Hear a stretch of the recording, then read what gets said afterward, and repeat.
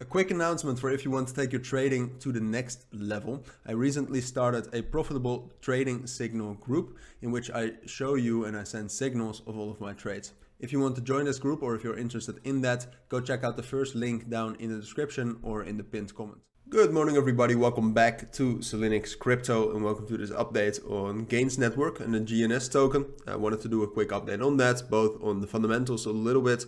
We'll take a look at those briefly, but we'll also take a look at the technicals. Yesterday, obviously, as most of you know, GNS was listed on Binance. Was very bullish after that. I expected more bullish momentum. I thought we could get up to like $15, but I don't know. I mean, maybe in my circles, Gains was very, very hyped up, and on Twitter, it's a very hyped token and platform, for example. But in the end, it was not strong. It was not bullish enough, which is fair. It doesn't mean that it can no longer come, but we'll see that in this analysis. Apart from that, Gains Network is doing absolutely amazing. Total trade volume right now at 28 billion, but the daily trade volume ever since the beginning of the year has spiked up very, very much in all of their asset classes, as you can see. And the daily trade fees are absolutely incredible. There were 15 million December last year. Right now they're nearing, and they're very often around 20 million a day, which is well, quite a lot. As you might say. Oh no, it's actually not. It's cumulative. Excuse me. It's more of like 200,000 a day, which is still a lot of money, all right? And most of you agree with me on that, I think.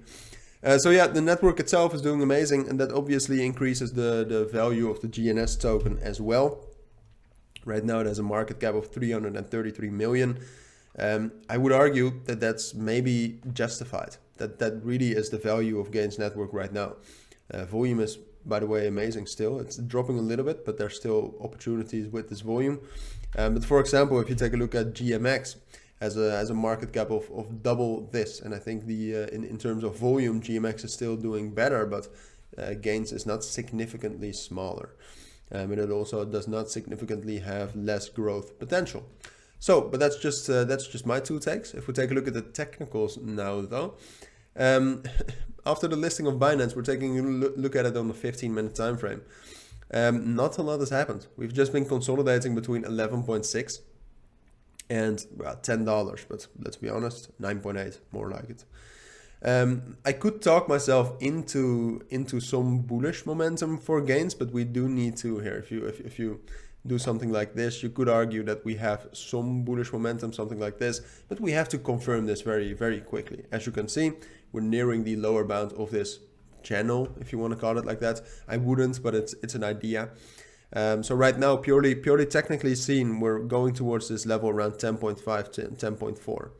I think we'll find support there. But what we then need to do is we need to break above 10.9 again. If we can actually do that, I do think that purely technically, it's warranted that we will continue this bullish momentum and try to break 11.6.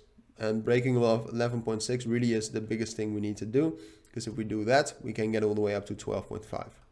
All right, so we could be at the start of a nice rally here, but as you might have heard from how I said it, there are a lot of conditionals. And the first conditional is just that we find support at 10.4. I think we'll do that, all right? So that's already completed, let's say it like that. But then we need to break above 10.9. If we break above 10.9, as I said, I think ultimately we're going up to 12.5. Just remember it as that. I don't think we're going to get there instantly, but I think then this bullish momentum is continuing. If, however, we find support there and we take a break retest off of 10.9, we'll just drop down to this level between $10 and 9.6. And at this point, I do think we'll be able to hold that, but then we will get into some sort of a more consolidated market structure. And from there, I really cannot guarantee that we can still be able to get up to 12.5. I mean, in the end, you could also talk yourself into, and that's unfortunately how it goes when cryptos are new like this.